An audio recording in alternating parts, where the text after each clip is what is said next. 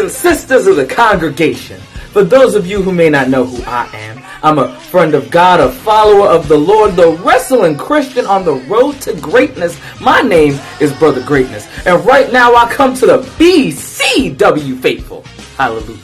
Prepared to present a message from appropriate management, letting you all know that although BCW, our community as a whole, the people, the entire world may currently be feeling down, that we will rise back up as long as the faithful have the faith. Understand that a saint is just a sinner that fell down but got back up, and we will rise back up together, and we'll do so via the powers of social distancing. But while we're going through that, we're still going to find a way to bring everyone together, although not physically, via engaging up-to-date content, hallelujah, from BCW. So prepare yourselves, my brothers and sisters, to be fully entertained despite the storm. Prepare yourselves to become saints due to your own faith, BCW faithful, and prepare to experience greatness despite the storm. BCW faithful, let me get a hallelujah. All right, BCW faithful and first-time viewers, welcome to The Curtain Call, a weekly pro wrestling show that gets you up to speed with everything going on in the world of Briicombination wrestling. And by now, if you haven't done so already, what are you waiting for?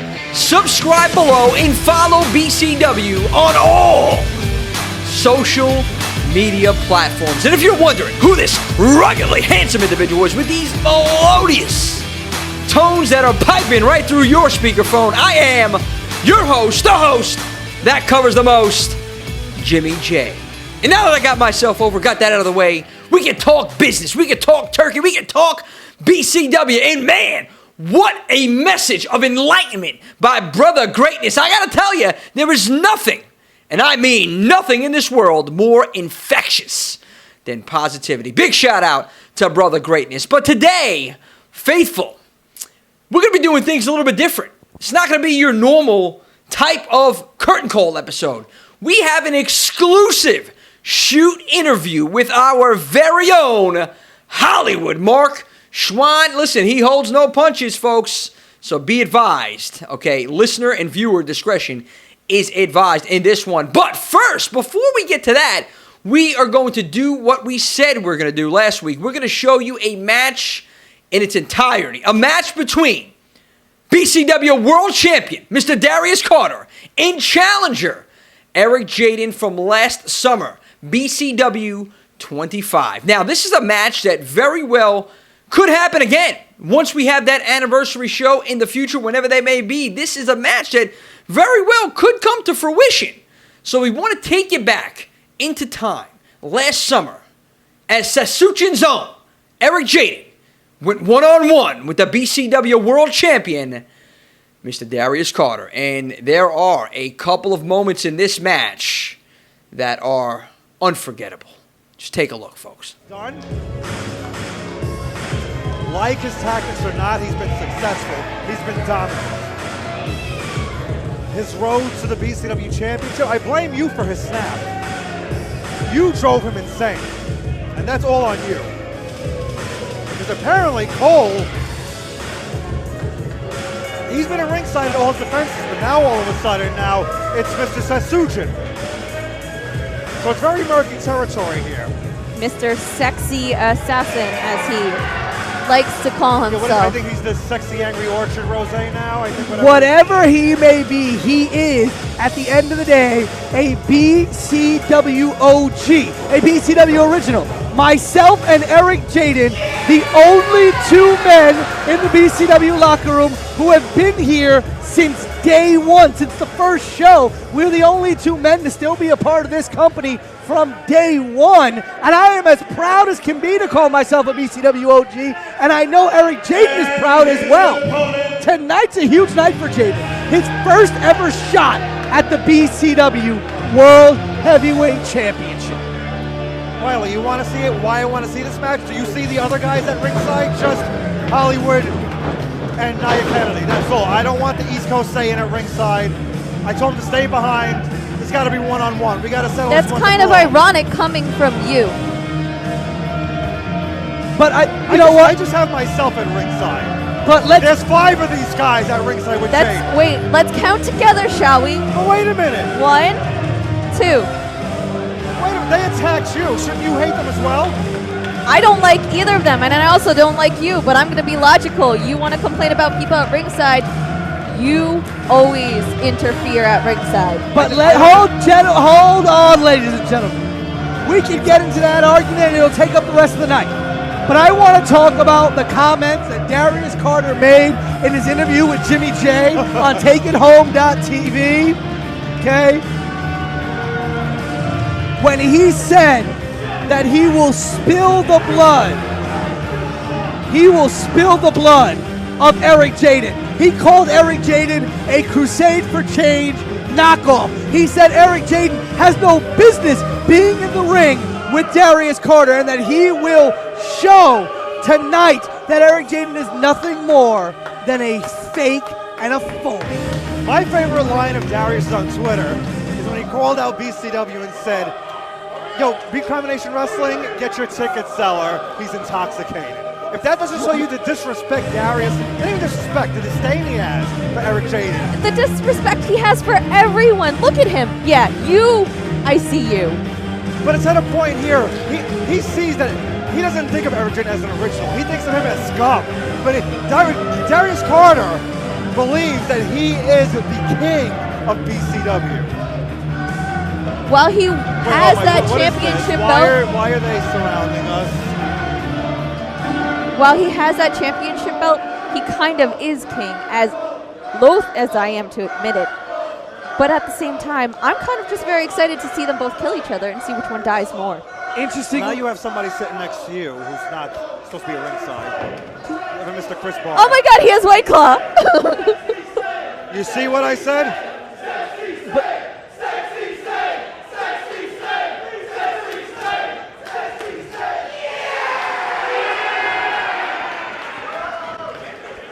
Introducing first the challenger. He is joined at ringside by your favorite actor, Marc Chouen.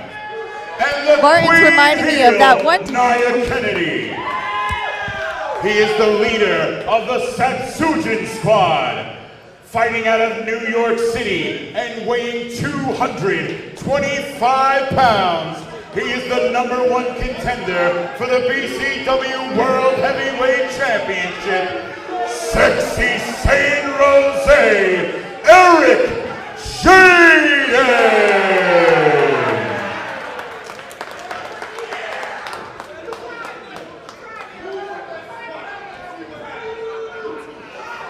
And his opponent, currently residing in New Canaan, Connecticut, weighing in at 206 pounds, he is your reigning, defending BCW World Heavyweight Champion, Pro Wrestling's richest prize, Mr. Darius Carter.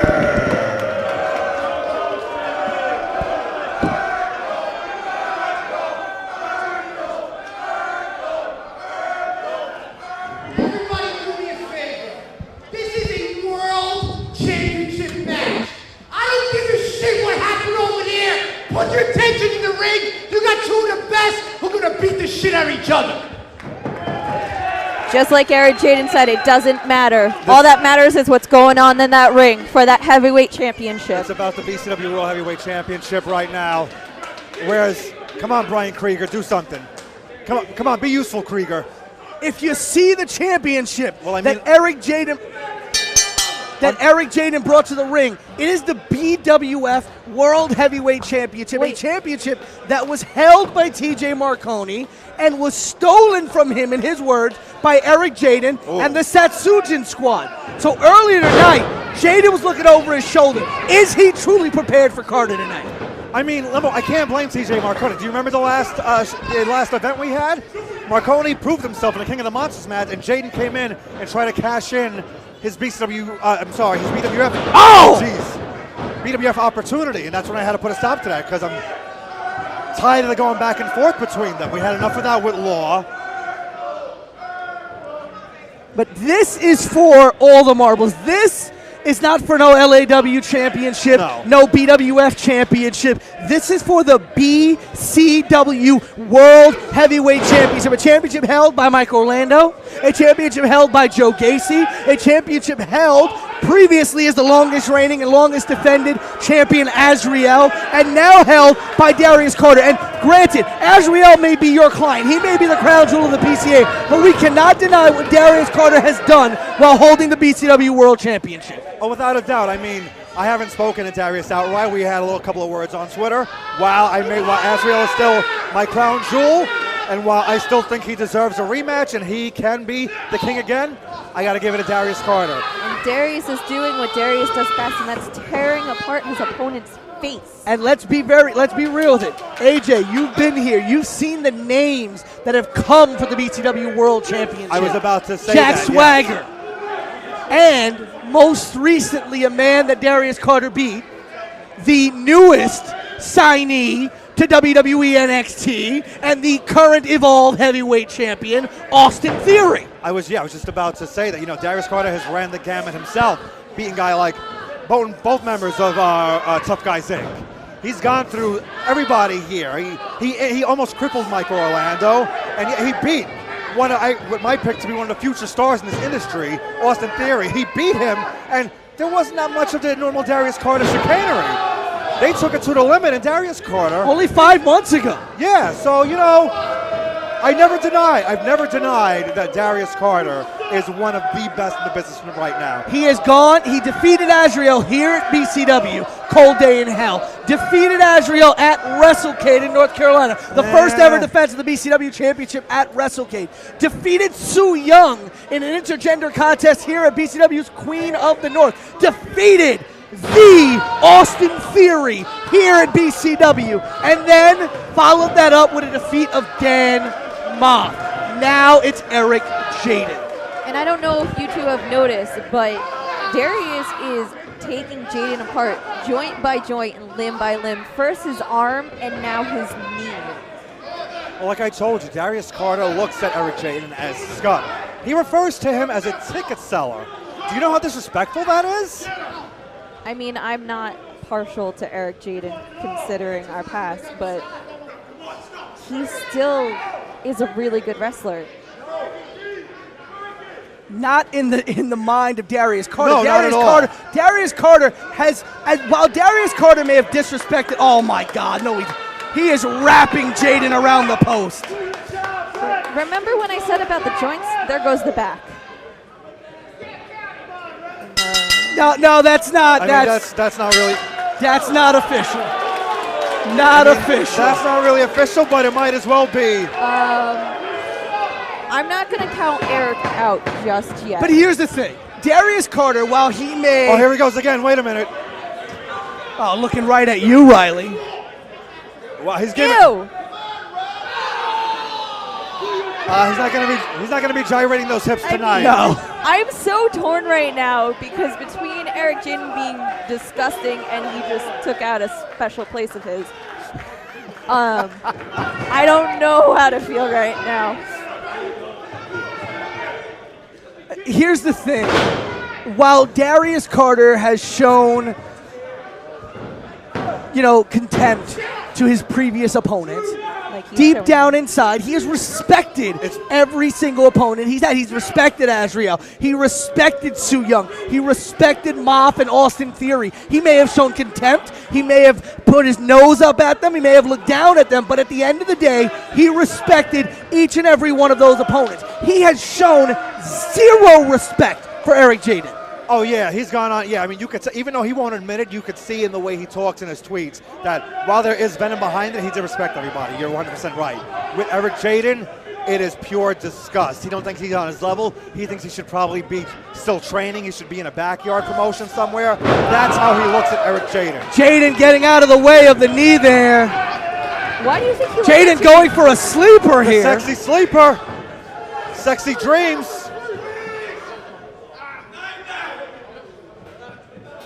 Shades of Roddy Piper almost there with that sleeper hold. Oh, look at the joint manipulation. Oh! Shades of a man Darius Carter's very familiar with, Pete Dunne right there. Yes.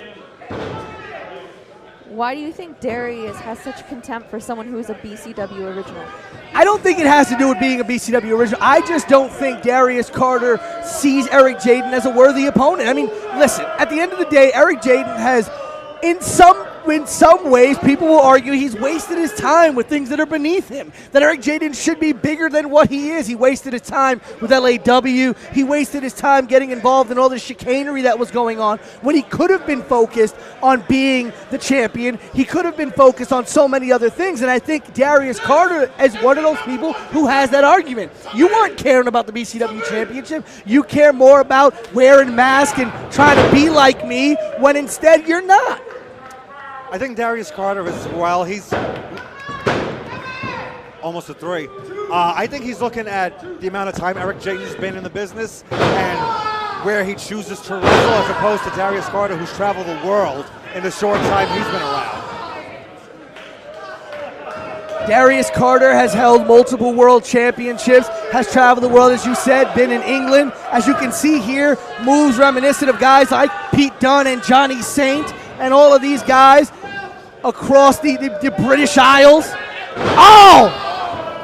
He is taking apart Eric Jayden. That could have torn apart his entire elbow. He is taking him apart piece by piece. Telling you, those joints, those limbs, he's not getting up anytime soon. He doesn't want to defeat Eric Jayden. He wants to end him. He wants to put a stamp on all the talk Eric Jayden has said. I deserve a championship match. Nobody's given me an opportunity. I've been here 3 years. Darius wants to shut him up and say, it doesn't matter how long you've been here. You haven't proven yourself to be at my level. But Eric has him back in the sleeper. Somehow he found it within him to get out of the way and put him right back into it. And if Eric Jayden can lock in this sleeper, this could be what it takes to take out Darius Carter. I mean, Darius Carter has defeated a who's who of opponents, even before he was the BCW World Heavyweight Champion. I mean, this man has been in the ring. He was in the ring with Mercedes Martinez. Yes. He was in the ring with Willie Mack. Yes. Okay, he has been in the ring with some of the best. And Darius Carter, as you mentioned earlier, has actually shared the ring with former WWE NXT UK champion Pete Dunne. That's correct.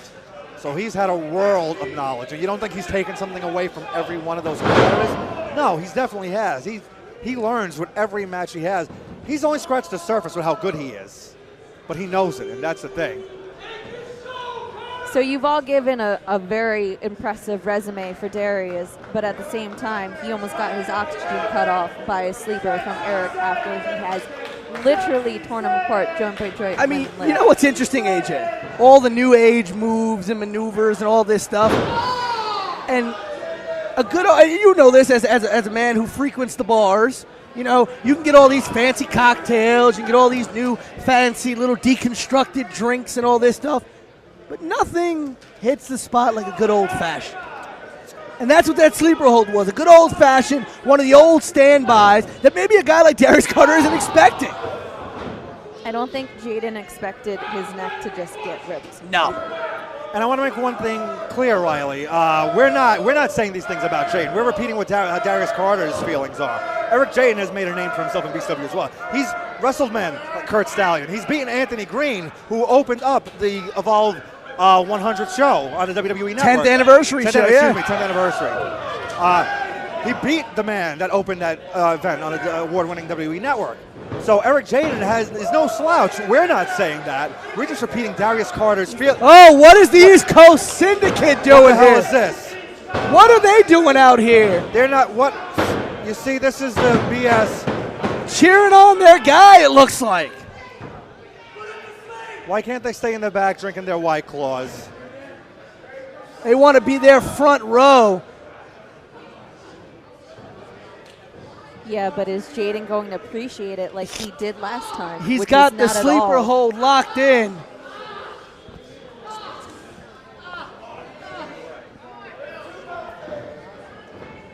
Darius got out of that sleeper finally.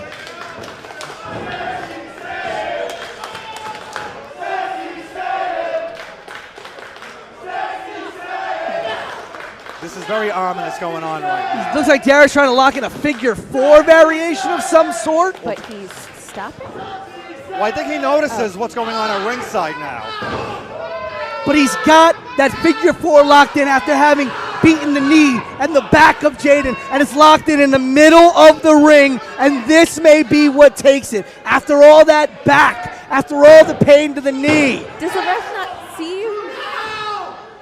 Darius just tried to reach for the rope for extra leverage. I mean, it's a world title match, so I don't know if you want to call for a DQ because that means Eric Jayden automatically loses. Jayden is almost passing out from exhaustion, which is why the referee is counting because Jayden's shoulders are on the mat there. Jayden's trying to drag himself to the rope, and his Hollywood! cohorts helped him Hollywood grab Swan. the rope. Oh, look at Darius. Darius is, whoa. Darius looks very confused. In Darius No, had he's words not. for him as well. No, he is incensed. He is not confused. I think Holly. I think he's you might want to run, Mark. why he would think to You be might involved. want to move, Mark. I've been in your position, and it is not good. This does not bode Mark, well. you may want to move. Oh boy. Oh boy. Oh! and Holly, Mark just ate the turn. and Hollywood is seeing stars right Mark now. just ate the steel post. Naya is not having any of this. Are you kidding me? Oh God, that grin on Darius's face was sickening. You know Darius has no Sickening. morals. He Yeah, doesn't care. Yeah, does He Naya doesn't care that she's wearing red heels. has Naya not watched Darius Carter matches?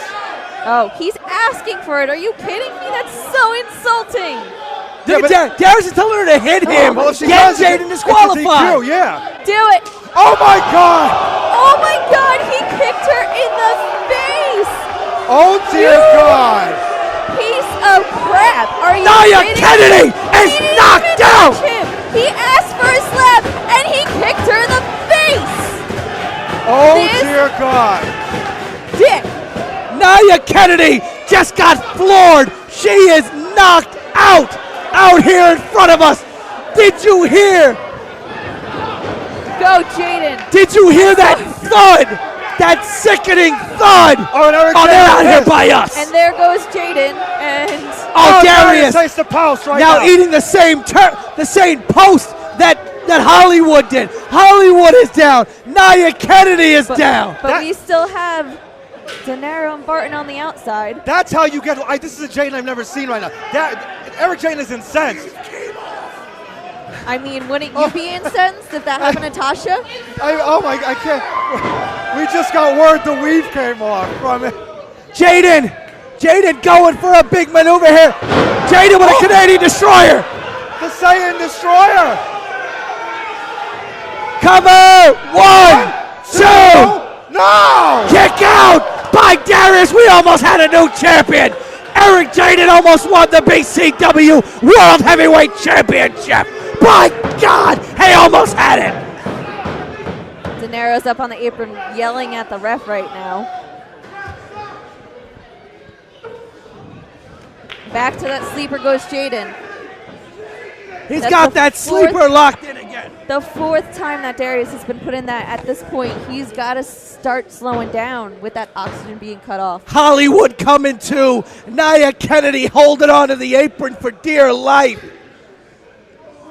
Is Darius going to go to sleep right now? Does Darius Carter lose the BCW Championship here tonight? What an insult to be to Darius Carter. Is Azrael's successful defense record going to be saved?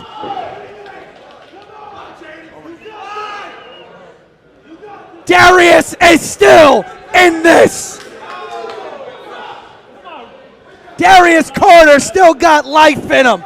He still De got Niro life. is Wait a minute, the incensed, Saiyans- yelling at the ref. The Saiyans Ref's trying now to deal are- with them. And The Saiyans still. What the hell? It's TJ Marconi. oh my gosh, what is going on? The Saiyans just took out the ref, but Marconi's in the ring. Marconi just took out Jayden. AJ is yelling at De Niro. What is going on right now? We have no ref. Darius looks. Marconi just took Jayden out. Marconi just took Jayden out. Ew. He just got White Claw all over the belt.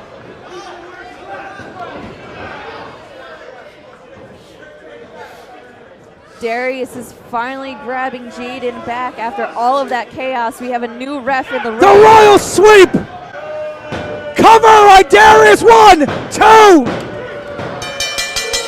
And Darius Carter has retained the BCW World Championship. The match. After a little help. Still BCW World Heavyweight Champion, Mr. Darius Carter. Darius Carter has retained the BCW World Championship, but as you said, Riley, with a little help from an old friend, TJ Marconi. We said it earlier, TJ been looking for Jayden all night because of what Jayden did at BWF, stealing the BWF World Championship. And tonight, TJ Marconi has cost Jayden the BCW World Heavyweight Championship. I think Marconi finally found him. Wait, what happened? TJ Marconi came out here, took out Eric Jayden, and Eric Jayden got pinned 1, 2, 3 after a royal sweep by Darius Carter. I didn't see any of that. I was trying to get the East Coast Lions where they knocked out a referee. You don't see anything. I was attending to the referee. They hit the referee. Well, while you were doing that, TJ Marconi came in through a back door, laid a big boot on the mush of Eric Jayden, and gave Darius Carter the opportunity he needed to hit a royal sweep and get the 1, 2, 3 as Darius Carter has retained the BCW World Championship and has now not only the longest reigning BCW champion, but the most successful defenses of the BCW World Heavyweight Champion.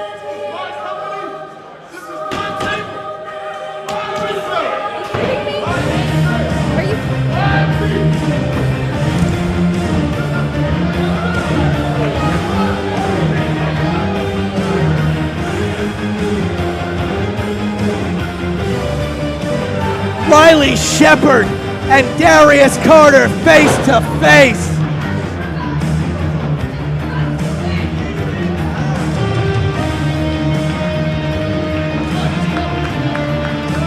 Ladies and gentlemen, Darius Carter is still the BCW World Heavyweight Champion, but chaos has erupted here at BCW 25.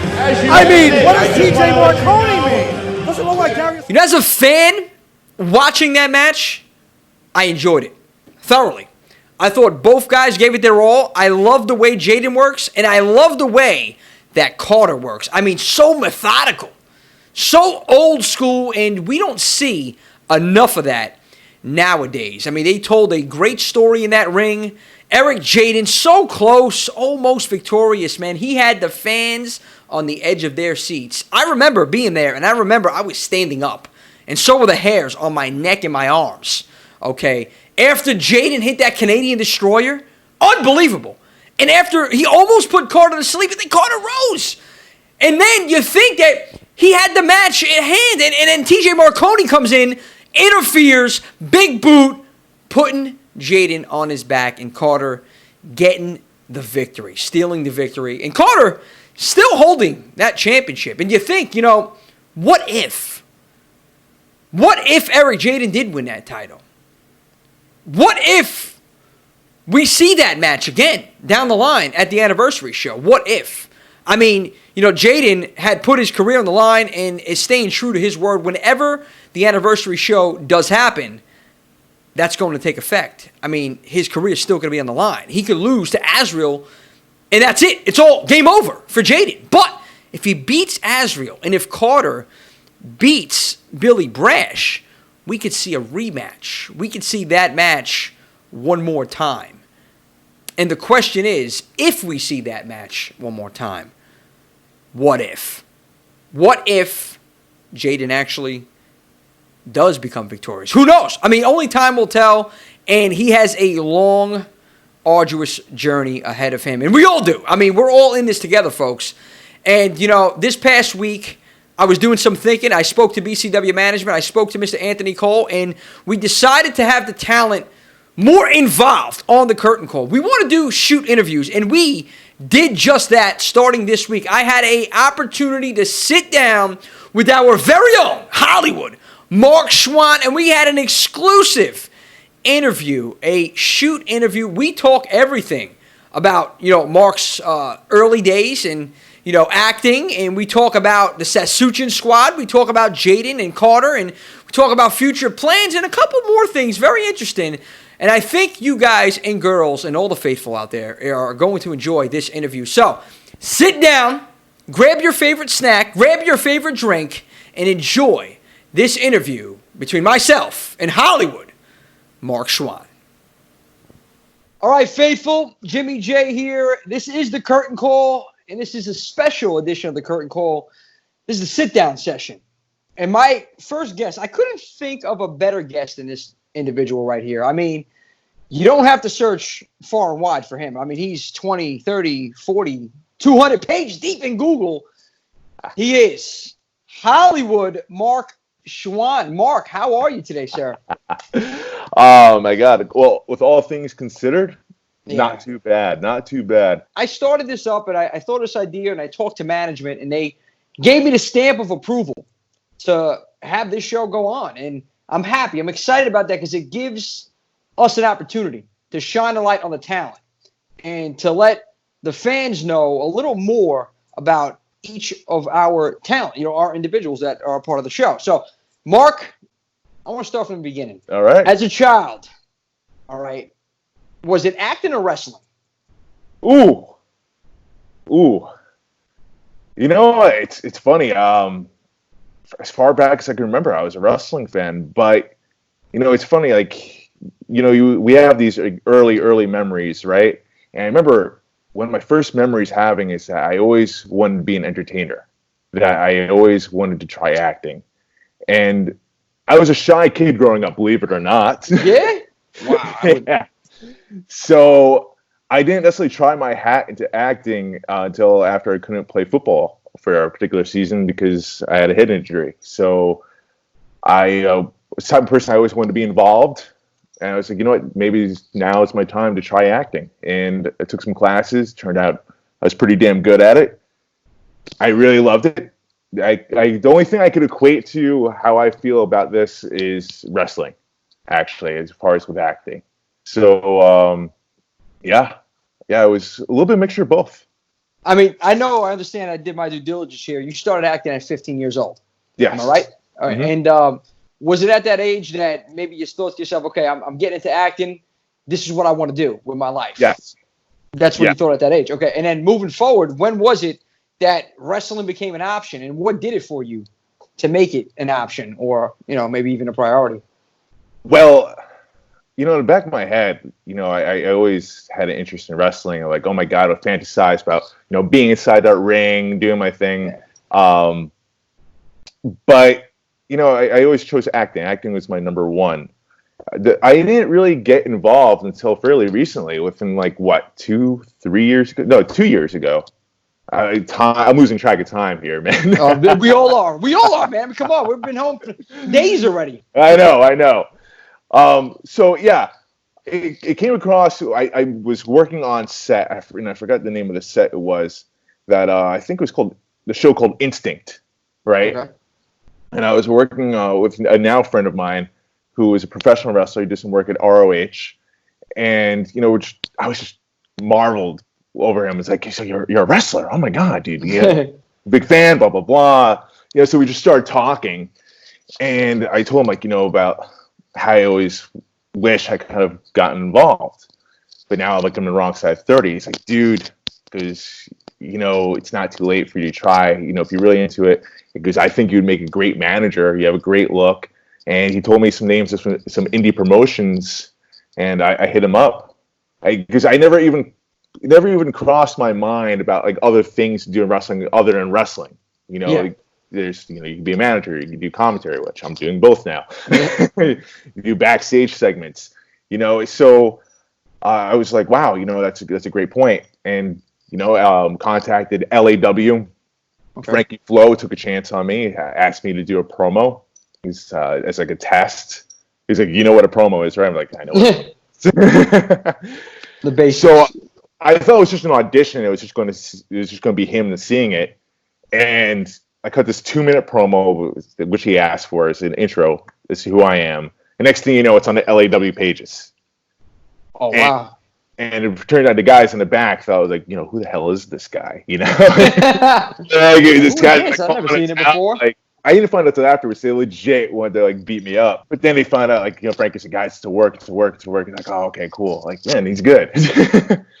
And then that's how I came across Anthony Cole. Through LAW, you found Anthony Cole. Through LAW, yeah. Do you remember that promo at all? Do you remember what you said in that promo? Oh my God, what did I say? I was just talking about my background. As an actor, producer from Long Island. I was really obnoxious to talk about my black belt in Taekwondo. I remember I said that too. Oh, yeah. I'm glad you brought that up. People don't know this, Chouen. People don't know that you spar with the best of them. You're a black belt in Taekwondo, man. I mean, how long were you training? How long did it take you to accomplish that black belt status? Man. How long did it take? It took a few years.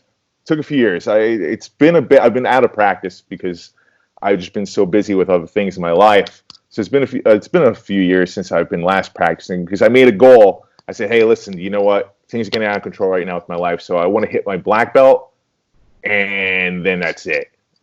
And then whatever happens, happens. So I got my black belt, and that's when I stopped. So, yeah, it took a while, man, to get there. But I got there.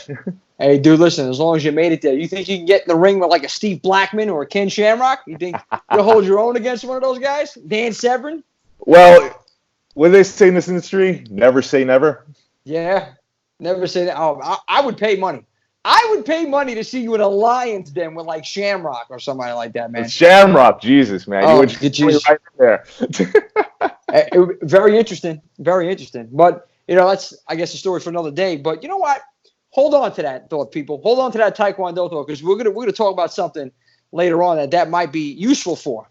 Hold that. Okay. Now, I think Taekwondo is always useful, but well, you're right. It is. But in a particular topic, I don't want to unveil it right now. But moving along, listen, communications. I understand you majored in communications, and it makes sense because you do commentary for another promotion as well. We can mention that right here, Bronx Wrestling Federation. We're allowed to mention that. Okay. Yeah, we are. Listen, it's all love, baby. It's all love over here, Chouen. BCW owner, he gave me the green light. He says, the floor is yours, Jimmy. Floor is mine. And Mark, the floor is yours, man. So I want you to elaborate a little on this. Why communications? I mean, it's pretty obvious, but just tell us why communications and how you got started doing commentary in BWF. Well, I hate to be that guy, but I have to correct you a bit here. So I did go to college. I'm sorry, not master's. I did major in communications. Then I went for my master's in journalism. So that's what I did there with that. But now, as far as communications, why? It's funny. I actually started off majoring in marketing. Okay. Which not many people know. Oh, that's news. Yeah, it's news. Because, my parents, they're very adamant about, going to school for something else other than acting, which was practical. So I did that, and I really wasn't enjoying marketing. I wasn't at all. I didn't necessarily enjoy the classes. I didn't enjoy the teachers. I had some friends that were taking communications classes, and I was like, wow, that's really up my alley. So I went along with that. I changed my major, I think, first year, second year, I forgot which year it was. I changed majors, and I loved it. I loved doing that. I worked a little bit in radio, did a little bit of TV production stuff. Did my own radio? Did a little radio, yeah. In New York, where? No, in college. College. Okay. Yeah. Did writing. I actually fell in love with PR as well, which actually is why I went for master's. I focused in PR, but the whole thing was journalism at that time. I think now they believe they have a master's in public relations. Hey, dude, listen, you're very personable, so I could see that. I mean, hey, I would hire you. Or to answer your question, though, you're talking about commentary. Yeah, that's what I want to know. I remember. I've been in your shoes before. to answer your question about commentary, how I got involved with that was just a happy accident. I think Eric Jayden, he got Shop Wrestling involved for commentary for BWF. They needed a commentary crew, and they had Putty and Abel, which makes sense. And Abel couldn't do a show, or the premiere show for us to do commentary for it, so they called me. And it's like, hey, listen, you're part of Satsujin still, no matter what, but, we would really like you to fill into this role. Can you do it? And that was like the day of. It was like just a few hours before the show. And I was a little nervous because I'm a perfectionist. I always like to do things right. But, in my head, I can do this. I feel I can do this. All right, let's rock. I had some questions. Jayden walked me through it. I asked some advice from other people as well. And I just went right in there, and I had a blast. And I still, to this day, I'm part of BWF. I don't even know if it's a full year yet. I've been doing commentary for them. Lost track. Losing track of time. I'm telling you, we're losing track. But I heard you. I heard you on commentary, man. You're a damn good commentator.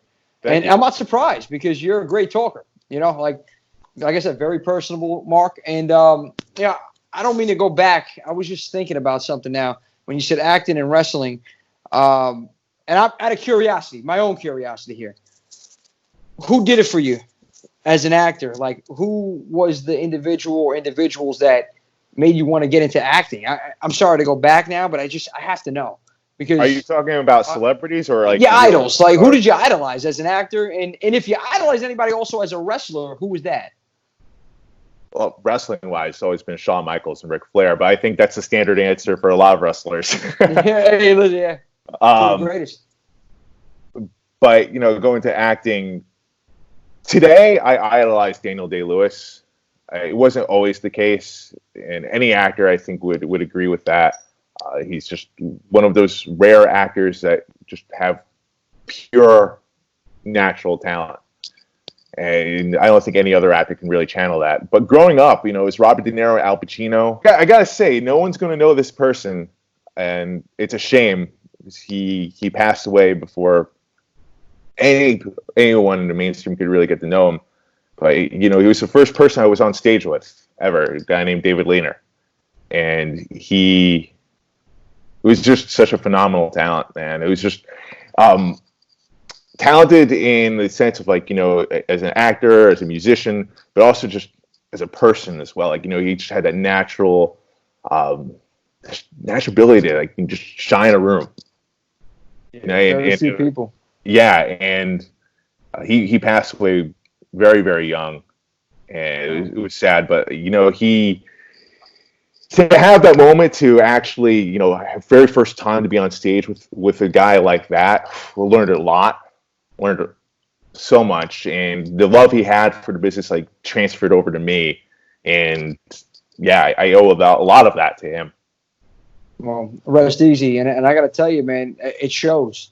It shows because everything that you do, what I notice, you're very passionate about it. Whether it's, anything to do with acting or wrestling, you're commentating and you're managing. And, you do manage the Satsujin squad in BCW. Satsujin. Yes. Satsujin, man. I mean, listen, even though the show got postponed, these matches are still going to happen. I know, you're preparing right now, and you're preparing a team for the anniversary. Man, we've been dying to have this. We had an opportunity with Jayden versus Azrael. We're dying for Barton and De Niro finally to hold the tag team championships, to get their hand to the Ugly Ducklings. And I feel like Rick Recon's opponent keeps on changing, but it's always someone that's top notch. And it's just, we're just dying to get in there to show BCW what we got for the new year. Have you been talking to the guys at all? Of course. What type of manager would I be if I wasn't? Anything going on in their minds right now? I know there's not much we can do out here, but are they thinking about a plan? Are you guys planning ahead for the anniversary, whenever that may be, or future events? Is there anything that you can unveil on the show about what's going on behind the scenes? Well, listen, unfortunately, things are closed down right now. They're training from home. They're doing what they can. They were training at the gyms until they closed down. They're watching what they're eating. They're staying mentally strong. Of course, we're disappointed with what's going on. But at the same time, this is larger than wrestling. This is larger than life, really, what's going on here. It's unprecedented. So it's a matter of just staying mentally strong. And I think, my Satsujin squad, they're all mentally tough. They're tough in the ring, but they're mentally just as tough. I got to agree with you on that. And there's one guy that really supersedes who superseded my expectations as of late, and it's Eric Jayden. But I haven't seen really superseded expectations. Why were the expectations so low? Now I'm going to flip the questions on you, Mr. Chouen. I don't want to say that right now because it may come out wrong. Okay. So let's I'm a big boy. Jaden's a big boy. Whoever's listening. Well, you know what it is? I'll be honest with you. Jaden is seasoned. All right. And that's not a bad thing. That's a very good thing. It is because he has the knowledge and the experience. But the facts are, and what worries me is I still haven't got a hold of Eric. I don't know if you got a hold of him. He put his career on the line. I don't know if you spoke to him recently. He put his career on the line. Okay. I don't know if he commented on that. I tried talking him out of it. Yeah. But he was very adamant about it. He just won against everyone that was talking to him about putting his career on the line. This is very personal for him. I understand why he's doing it. It's not like, we're afraid he's going to lose. But, he's got AJ Pan out there. Lord knows what's going to happen with him. There's a lot of outside variables that could happen here that's outside of Eric Jayden's control. But, this is personal to him. He hears remarks like what you said. And, again, that's your opinion. You're entitled to it. And a lot of other opinions from management and everything. And he felt like, this is very personal for him. And then he feels his time has been overlooked and his time is now. If it's not then it's time for him to hang up the boots. I don't agree with him, but that's how he feels. And there's no talking him out of it. I know, unfortunately. And you know what it is? It's not that I don't think he's going to win, but there's always that question, what if? And I think he has more gas left in the tank. So I didn't want to see him go out like that, God forbid. If it does happen. No one wants to see him go out like that. Yeah, I know, and that's why I wanted to know if you spoke to him, if you had an opportunity to try to talk him out of this, because I know we've been delayed, everything's on a pause. But if you are in constant contact with him, have you? Always. You haven't. Okay, so he hasn't. His decision is still the same. His decision is still the same. There's no talking him out of this. He especially now that it's out there that everyone knows. Yeah. And I'm with him on this one. Now that it's out there, there's no backtracking from this. You own it or you don't, and he's owning it. Mark, and I seen the match last year with Eric Jayden, and we actually had it on this episode. We showed the match in its entirety. Eric Jayden and Darius Carter. You were at ringside, and you were involved in this match. You took a nasty spill on the outside due to Mr. Carter. I mean, first of all, you still have the battle scars from that? I mean, because you were out. I did have a bump like the size of probably like a baseball in the back of my head there. I mean, maybe more like a tennis ball, but still, you get the picture here. You took one for the team. Took one for the team. Darius Carter, I have my own feelings about him. I used to have a lot of respect for the man. I still believe he's an amazing in-ring talent. It's just, I wish that he carried himself as a better champion than that.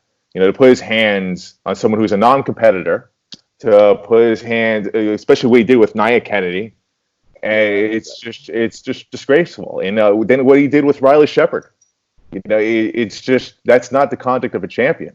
And Carter, I honestly believe he's better than that. And for him to stoop down to that level, there's no need. And that's something that we want to change here at BCW. We talk about change through violence for this whole time. Yeah. But, people take that the wrong way, but it's actually a positive way because you know what? To counter someone like Darius Carter, you need to get physical. You need to get to a certain level. And we felt that we were at that level. Darius Carter, though, is just, he's low. He's very low. Anniversary, again, we don't know when it's happening, but we do know that the matches are in place right now. Carter is going to be facing Billy Brash and then, Jayden and Azriel for the number one contendership. And later on, they'll face, either Carter or Brash. But your role right here, you must have a lot on your plate because you're behind the whole squad right now. I mean, and you have to be there for them mentally right now. I mean, how is Marc Chouen preparing himself to get everybody else ready for the anniversary? Like right now, how are you? It's just a matter right now when the anniversary is going to be. Right now, we don't know when things are going to go back to normal. Right now, there's just a lot of question marks that we don't have the answer to. But I think the only thing that we can control is how we handle this mentally. And, I'm a very positive person. You challenge me right now, I could find a positive thing. I speak to different people, they tell me about the gloom and doom stories. And yeah, you know what? There's a lot of doom and gloom right now. But I guarantee you, if you do look really hard, if you pay attention closely what's going on, you can find a positive, at least one positive. And that's what I tell the guys. I just keep on being that voice of positivity to them and just keep uplifting their spirits and, just make sure they're mentally strong. Absolutely, man. And you are positive. I mean, you're a part of the team, our team. On a side note, Shot of Wrestling. You've been with us for how long now exactly? Because, I mean, you were here before I was. So, I mean, what, a year and a half? A little bit over a year, yeah. Yeah, so, and I see it already, man. You're always there for the team. You're always there for mental support. You're always there. The podcast, you do an incredible job. You and MJP do an incredible job on the podcast. Thank you, man. I love it. And for those, of course, man, anybody that hasn't listened to podcast, please check them out. Shot of Wrestling on all platforms. I mean, Apple, Google, Spotify, you name it. We're everywhere, man. Yeah, we're everywhere. We're all around. And do we have a TikTok yet? We should make a TikTok. We got to make one. Yeah, we do. No, man. And I'll tell you, you are, in my eyes, now we all play a part on the team. I got my role. Abel has his role. I think he's like the interview king. Still trying to take some notes from his interviews. Putty, he's the host. Honestly, he's the hardest, I'm telling you, working individual out there as it pertains to podcast and hosting anything. Okay, so I give Putty a lot of credit. He's very organized, and that's another thing I need to take some notes on. And you, Schwant, you're like the glue, man. I got to say it, though. Like, you hold us all together. So, I mean, me personally, from me to you, I appreciate that because, you're always there for everybody and you're always keeping everything positive. So, thank you for that. Anytime, man. Anytime. I think that's my biggest strength.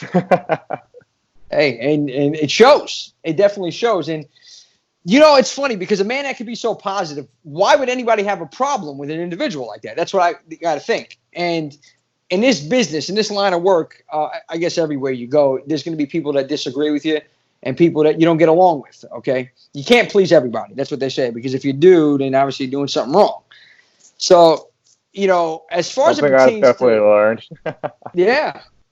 100%. And as far as it pertains to the wrestling industry, because people that don't know this, and I'm just starting to learn this because I'm new. I'm green in this industry as well. It's sort of like everywhere you go. There's always those people with hidden agendas and somebody that will smile on your face and put another hole in your back as you walk away. So I know, and I said we're going to hold no punches on this episode here. So I know that you personally, I don't know exactly what happened, but would you care to elaborate on the issue that you had with a certain individual part of BCW, and his name is Mr. Rosado. I mean, I'm interested to know myself. He was a part of the Shot of Wrestling team, and he is part of the BCW team. But, I just got to know your side of the story because I hear his side, but we have to know Mark's side of the story. What happened here? All right. Well, I just want to clear the air here. I have no issue with Pete Rosado. I hear stories. I haven't heard from him directly about how he feels about. I've heard rumblings that he's not a fan of me. I can kind of see. I can tell with body language and everything that he may not be a fan of me. But whatever. I attribute that to the fact that I'm part of the Satsujin squad, and I know how he feels about the Satsujin squad, and I know how he feels about Eric Jayden, who's the leader. How does he feel though? I mean, why would he feel certain ways? I mean, listen. Again, I'm maybe it's just like a little bit more of a vet than you are. I don't even use the word vet. Like, I'm still view myself as very new. Obviously, Pete Rosado and Eric Jayden, they've been in the business longer than I have. But, it's just, I know Pete doesn't feel like the Satsujin squad. I know he doesn't necessarily respect the squad in general. I'll just say that.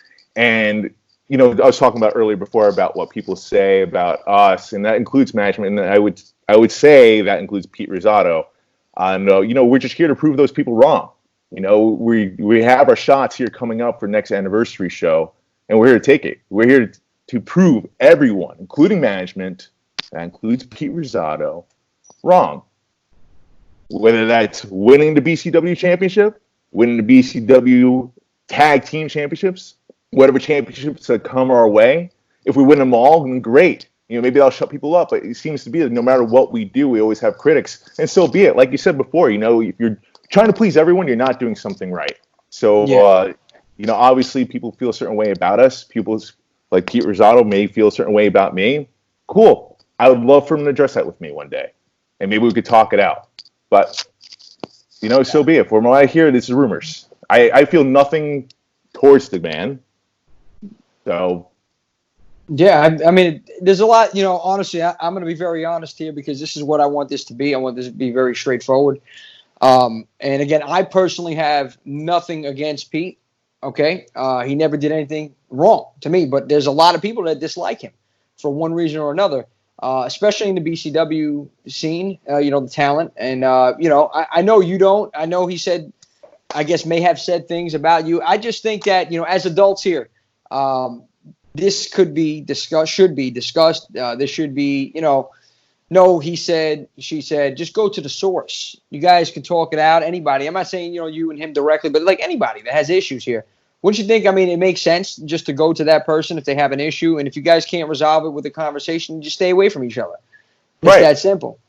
Right. And, listen, I'm a grown-ass adult. I've worked with people that I don't necessarily like or don't necessarily care for. And I'm sure people don't necessarily care for me. And from rumor has it, Pete Rosado might be that person. And so be it, though. It just don't interfere with what I got to do. Well, what was the rumors? What were the rumors? What are the rumors? I honestly don't know. I hear different things. I hear just the story that goes is just, he just doesn't like me. Oh, whatever. If it was something specific I did, I would love to know. I would love for him to talk it out with me, whether we do a group session like this or if we do it, in the ring, or if we just do it behind closed doors, just between me and him. Yeah. I really don't care. But, like I said, for my part, I don't have an issue. I don't have an issue with anyone. I try to stay away from any type of backstage politics as best I can, because I'm not that dude. Yeah, and I noticed that. That's why I was shocked to hear, some rumblings about that. Like he had an issue with you. I'm like, who could have an issue with Mark? Oh, yeah, listen, maybe I rubbed the guy the wrong way. Who knows? Maybe he just doesn't like the way I dress. I don't know. Fresh, come on, man. Look at the blazer. I don't know if we got the same color on today or not. I don't know. I noticed. We probably should have linked up beforehand. Well, man, you look like a newer 2020 version of Scarface with that thing open right here, that white shirt open, the chain. Gold going. Could you do any impersonations? Could you give me a Scarface impersonation? Al Pacino, you said, was one of those guys. I loved Al Pacino. I'm not necessarily an impersonator. I'm not like Frank Caliendo per se. I don't necessarily put too much weight on who likes me, who doesn't like me. The only thing I really care about is Satsujin. I care about my squad. I care about the guys in that squad and what that means for them. If Pete Rosado or if anyone else gets in our way from our goals when we do, then we address that. But, right now, all we can really focus on what we can handle. Right now, what we have is we have championship opportunities here. We have the number one contendership on the line with Eric Jayden versus Azrael and Eric Jayden's career. What does that mean for us if he loses? There's a lot of things to think about. There's always, I think, about for BCW, and he's a BCW original. What do you have left after that? We got to think about the tag team division. To be the first ever tag team champion, that's an honor. Bart and De Niro, they've been working their ass off for this against the Ugly Ducklings, and that's a huge opportunity right there. That's what we need to focus. Rick Recon is an emerging talent. He's a beast in that ring. We call him the Cyborg for a reason. And we dare management to give him the very best they have to offer. And it seems to be that's outside of promotion. They bring in B-Boy. They were trying to bring in Saeed Al-Sabah beforehand. Yeah. And, both shows unfortunately canceled. So hopefully we can get both of them back, one of them back, or someone new. Challenge us. Challenge us. You don't like us? Challenge us. We'll show you how damn good we are. There's no denying the skill set of every member in the Satsujin squad. You guys are like the total package. And I'm being very honest here. You have, like you said, you have Recon, Jayden. Dominic, I gotta get his name right, De because I said it wrong. Right? And he almost took my head off the other day. I can't blame him. Chris Barton. I mean, you guys are very talented, and then even behind the scenes, yourself and Naya, the Queen. So I mean, I gotta say, man, you guys are really something special, and I'm actually excited and happy to have you a part of the BCW team. Each and every one of you, you make the show more complete. You actually complete the show, you guys. And so that's me to you guys, 100%. Which will be a damn shame if Jayden loses. Well, what happens next? That's what I'm concerned. Jayden. But it's a big question mark. That's why we're trying to stay positive with this. We're not going to entertain the fact of him losing. We're going out there to win. Any outside variables we're going to handle. That includes AJ Pan. I'm going to be out there with Jayden. Nia Kenny's going to be out there with Jayden. And make sure there's going to be no shenanigans from AJ Pan's part, from anyone else from the Pan part. Well, I mean, AJ's been training. I don't know if you've been seeing the videos lately. AJ's been in the gym a lot more often. I've seen the videos. They're cute. Man, I don't know, man. He might come, now that we're on lockdown for the time being, he might come out there looking like Schwarzenegger, man. How are you going to prepare? So, I mean, are you working out? Or he may have a gut out to here. Who knows? That's true, too. It's one way or the other.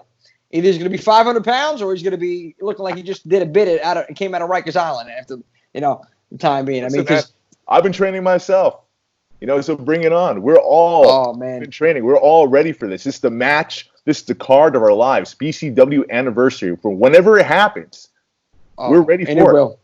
And it will happen. And, I think, Mark, and you can agree on this one, whenever it happens, there's going to be just an explosion in sales, I think, because people have been, and we are now, confined in our homes for the time being. So once this clears up and people can actually go outside and the events start happening and the venues are opening up again and BCW delivers that anniversary show, man, you got to know there's going to be a capacity crowd on hand. So this is something exciting. And what do you think about that, man? What is the first thing you want to do when this clears up? I got to know. What is the very first thing you want to do? Oh my God! First thing I want to do is just get back to work. I just want to get back out there, get back on set. I've had a few opportunities come my way. Still have auditions for pilot season. Believe it or not, even during this, through self tapes. I just want to get back out there, man. I just want to hang out with my boys, go to a wrestling show, tear it up out there. I just want to live my life still. Yeah, that's what I want to do. So, I mean, we all forward. But dude, I mean, you're thinking about it, like it is going to pass. Everybody's worried about it, whatnot like that. But this is the time where you need to take to like reflect and really plan. So, is there anything that Marc Chouen can unveil right now that he's planning for? Maybe not right away when this clears up, but down the line. Any goals that maybe you changed or maybe you added that you want to try to conquer? Goals. I feel like my goals are always the same, just to be better, just to be a better version than I was yesterday. That's always what I'm trying to aim for. My goals are always to aspire to inspire. I like to talk about, being a positive influence. I always try to be that voice for the people that are trying to accomplish their dreams. And I try to do that through example and also do that, just through talking with people. I continue to be that person day in and day out. Those are my goals. As far as career goals for wrestling, I actually just right before this whole thing happened, actually, I had my first in-ring training session, which was awesome. You gotta elaborate on that one. How'd you do? I did better than I thought I would. You taking bumps out there? Really? You were in the ring? You were moving and grooving in there? Learned how to do a backbreaker. Learned quite a few different stuff. So, looking to maybe get into that ring one day. Not necessarily for a full-on match. Wait just a minute. With my squad. I'm booking it now. You said enough. You said, Chouen, I'm booking it now. Hollywood Chouen, Pete Rosado, retirement match. Oh, what's going on? Last man standing. Yeah, hell yeah. You got to go big. The first one, you might be one and done. You might not like it. You might just want to stick to managing. But then again, you might just love it. And then I'm honestly torn about that because, as much as I enjoyed being in there doing my thing, acting is always my number one. My representation, it's a real thing. They feel a certain way about this. They know, they're aware of what I'm doing in the wrestling world, and they just want to make sure that I'm safe. They want to make sure that I'm still ready to go for any parts, for auditions, because that's where I make my bread and butter.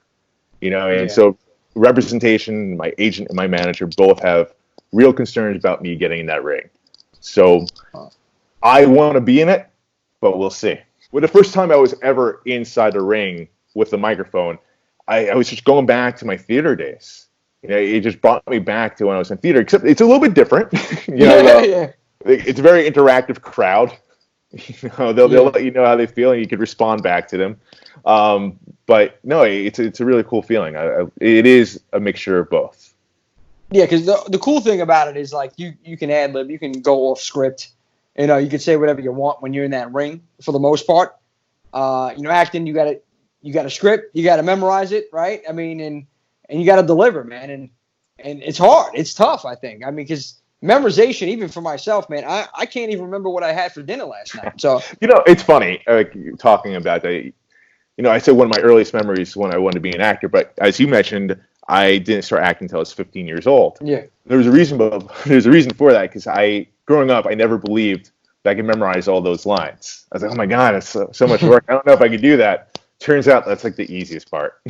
Really? Yeah, that's like, at least for me, it's one of the easier things to do. If there's any advice that you would give any new actor or actress like starting out right now? Right now, like this minute, like today's world right let's now. Let's not say at this very moment right now, because like right now, it's the same thing. Like you can do any other time.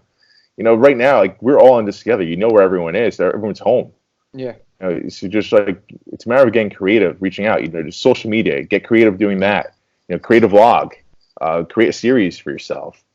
Practice. There's so many different resources where you can do the practice. We can look up videos. Casting directors right now are holding free seminars. Sign into one of those because it's a lot of information from the horse's mouth itself. Yeah, I'm a bigger believer of learning from casting directors opposed to some acting teachers, because a lot of acting teachers I've noticed they're failed actors, or they're teaching it, or they're current actors. But there are a few teachers out there, acting teachers, that do it because they legit love it, and those are the ones I would recommend going to. How do you know who? Look them up. You look them up, and it's just like. Just like dating, just like therapy, you just have to test it out. You can sit on the classes and figure, all right, is this a right fit here? Not everyone's right fit. That's true. And then network. It's so important. Just going out there, film festivals, which you can't do right now, but just still can get involved in social media. It's a great way to network. And this is what I did. I was a manager at a bank. So. Okay. When I was doing that, I knew it was like, all right, I would need to now make this my full-time career. So how do I do this? I hired a brand manager. I hired someone to help me with this. I figured out my brand. I figured out my business plan, my 5-year plan, my 10-year plan. I figured out what my overhead was, and just continued to save. And I was networking during that time and figuring out all these things, all my marketing plans and everything. During that time, while I was saving my money at my job, and I hit that number that I was saving to, put in my 2 weeks, and then boom, quit on a Friday, and then had an acting gig that Monday. Jesus, wow, that's like, come on, man, it's like a dream. I mean, but you know what? You said it. You plan. A lot of people out here they wing it. They wing, but you can't wing it. You have to be organized and you have to plan accordingly, and you can't just go on impulse. Like I know people out here that just quit completely and just say, you know what, this is what I want to do. This is what I'm going to do. It doesn't always work out, man. And then you end up, getting yourself down, letting yourself down, going back to that 9 to 5, and then God only knows if you're ever going to get back into what you enjoy doing. So do it the right way. You got to do it the right way. You got to do it smart. You got to have some sort of a plan. And don't be afraid if that plan isn't necessarily working out right away. So you just figure things out. You figure it out and you adjust your plan accordingly. Like my plan changed a few times, but not dramatically. not dramatically at all. You know, I'm still on point. You know, it's cool to see looking back on it, like, you know, seeing my financial gains, like, you know, just seeing like the goals I've been hitting along the way too, and just like, wow, man, this is awesome. It's like surreal almost. So it's like, wow, this is surreal. happening, and It every is. little thing, it makes you feel that, right? It makes you feel like, wow, you know, I'm on the right path. I'm doing something right. But it's funny, you know, like I'm crazy, I should say. Nah. So like, you know, I'll hit a goal, I'll celebrate for like 30 seconds, and then it's time to move on. I'm already planning for, like, all right, what's the next step? That's how you have to be. You can't stay stuck on one accomplishment. Oh, great. You can't keep celebrating. Right. It has to be like, okay, this is great for the moment, maybe for the rest of the day. Then what? What's next? You always have to think like that. That's something I learned too. You got to think of what's next. The problem with me is it's like literally 30 seconds for me in my head. Oh, see, that may be a little too short. I mean, you got to give yourself. Allow yourself to pat yourself on the back. Don't break your shoulder doing it, but just, you know. I was told maybe just enjoy the moment a little bit longer. It's okay. Yeah. That's something I think I need to work on. The way I always say it, this is how I operate. You know, I look down a road, right? And like, you know, a lot of people they just see the road in front of them. They just see the buildings, the people, and that's it. When I look down a road, I just see what branches off that road. I see the whole city. And that's my mentality. That's always been like how I operated. I have goosebumps, Chouen. Just down my spine, just to say I see the whole city. I'm like, this is motivation at its fine. This is what you got. People that are listening to this or watching this right now, I hope you have a notepad. I hope you came prepared with some number 2 pencils or markers or pens or something. Take some damn notes. Just turn this into a TED Talk, right? Yeah, I mean, what? Goddamn, I mean. This is unbelievable right now because, like, we went from acting and wrestling to, like, real life. This is it. This is what you need to do. Goddamn, look, I got notes here, Chouen. I wrote it. I got something I can speak and see. That's wrestling too. I mean, I utilize the same goals for wrestling. You know, you ask me what my goals are. I have goals I'll mention to you, but they're goals I'm not going to mention because, you know, I'm more of like, I'm going to show you. I know I'm veering off road over here. I'm following with you. I seen when I was doing my due diligence here. I think it was page 386. Don't quote me on that one. On Google. It goes deep, right? Man, deeper than the ocean. But I'll tell you, when I was looking, it says one noticeable thing, or one thing that people remember most about you is your smile, Chouen. There it is. See, and I can agree with that, man. It reminds me of, no offense, the Joker / It does. The Joker / fucking Joe Osteen, okay? Oh, God. Yeah, dude, I'd rather Joker. Yeah, you're rather the Joe Osteen. Yeah, for those that don't know, he's like a motivational speaker in like a church, and he always speaks like this. And he puts on that smile where his teeth just illuminate the room, man. I don't know how much money he spent on them. But goddamn, Chouen, you remind me of him with your pearly whites, funny. Man. It's awesome. Like, has anybody said that to you ever? My dentist loves my smile. Oh, your dentist probably real happy every time you walk in that office, man. I'm constantly taking care of it. You know, it's funny. The one thing that I always remember regarding my smile, a good friend of this to me said this to me a while ago. He's like, you know, Chouen, I gotta tell you, man, you have a killer smile. Oh, dude, thank you. Thank you so much. No. You have a killer's smile. Oh, dude, that's right.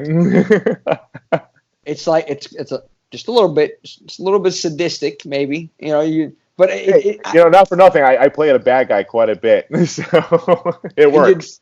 You're damn good at it. Like I said, why change it up? If it's not broke, don't fix it. Right. You're doing one hell of a job, man. But I just had to bring that up to you, man, because I was laughing when I seen that, and it made sense because I was thinking, see, there it goes again. People are gonna see it. Chouen, it's over, man. That's it. I don't know. Your name might not only pop up on the IMDb, but it might just pop up on a Craigslist Killers or something like that. So no, but listen, he's all good, folks. Do I paint fence? What? For those that need to have a fence paint. Well, we can't leave the house now. Don't worry about it. Yeah, just don't worry about it. It's all safe. I got Lysol and wipes. Lysol and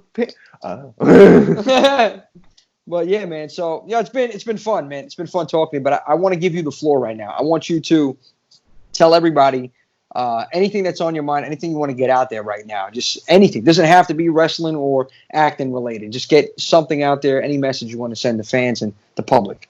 I think the message right now, I'll be stupid not to bring it up, is just the fact that, hey, we're all in this together. What you're going through right now, you're scared. We're all scared. We're scared for completely different reasons, and that's fine. But know in the end that we're going to get through this together, and it's going to be better. It's going to be okay. Yeah. That's my message. 100%, man. And I got to ask you one more thing. Can you send a message out from the Satsujin squad to their opponents, or let's just be more specific to Azrael, Mr. Carter, and Billy Brash? Can Chouen deliver a message to these three individuals for when the show does happen? I got to hear, what's mind about this. I'll start off with an easy one. Billy Brash and Darius Carter. Yeah. Billy Brash, you're a hell of a competitor. Same with Darius Carter.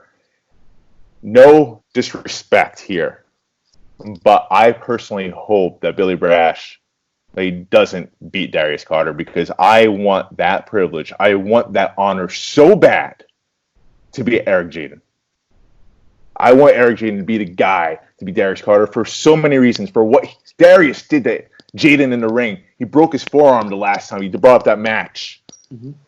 For the things that Darius has done to BCW, to me, to Nia, to Riley, to everyone. We want to be the ones to end Darius Carter's reign. But you know what? If it so happens to be Billy Brash, then so be it. We'll be up for that challenge too. But me personally, I think Jayden agrees too. Our preference goes to Darius Carter.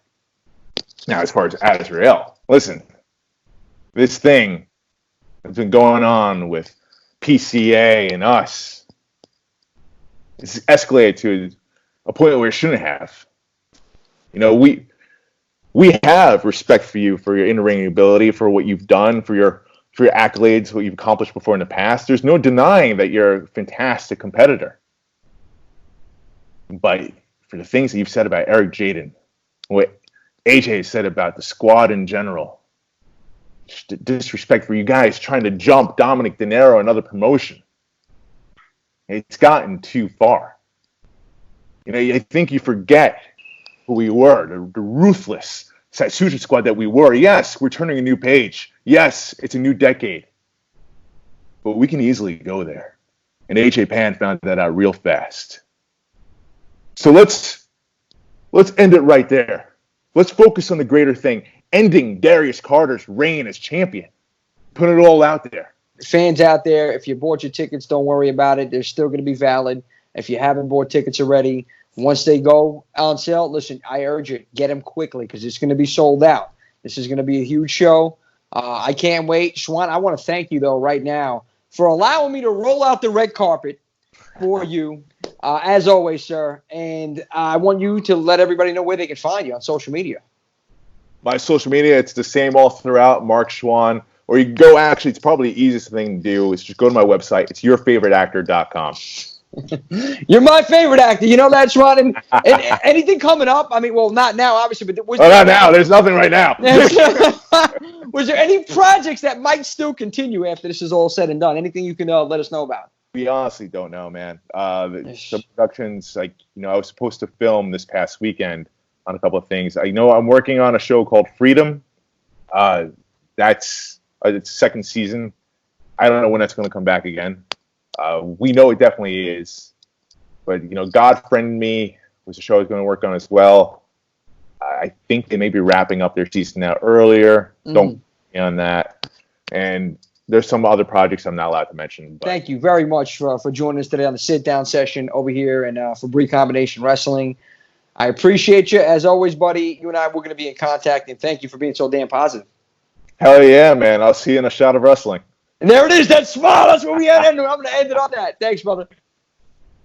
Marc's smile is colder than a mother-in-law's hug. I got to tell you. Now, all kidding aside, Marc is a genuine human being. I appreciate you, Marc, for jumping on with us and joining us in that sit-down session, that shoot interview. And that's exactly what it was. And I hope that everybody out there learned a little bit about Marc, and I hope that you can appreciate the fact that we want to keep it real over here at BCW. We want to keep it real, rugged, and raw. We are holding no punches with these interviews, and that is exactly what it's going to be next week. Next week is going to be very real, very rugged, very raw with Mr. Darius Carter.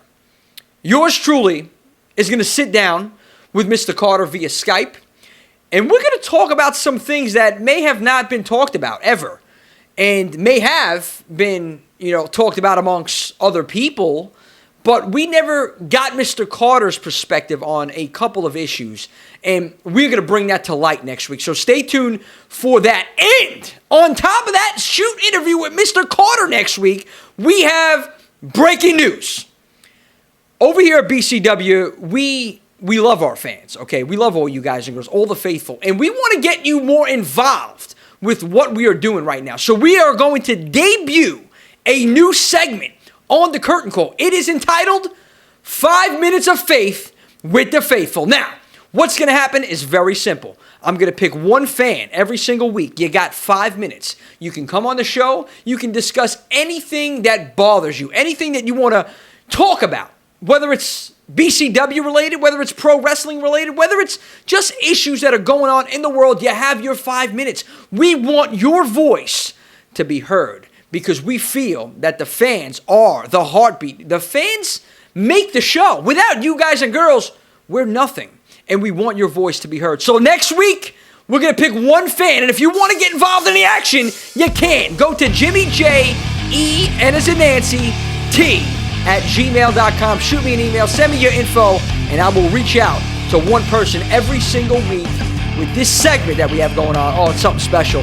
5 minutes of faith with the faithful. So as the curtain comes down, faithful, I want to remind you that BCW, Briicombination Wrestling, is where the future lives.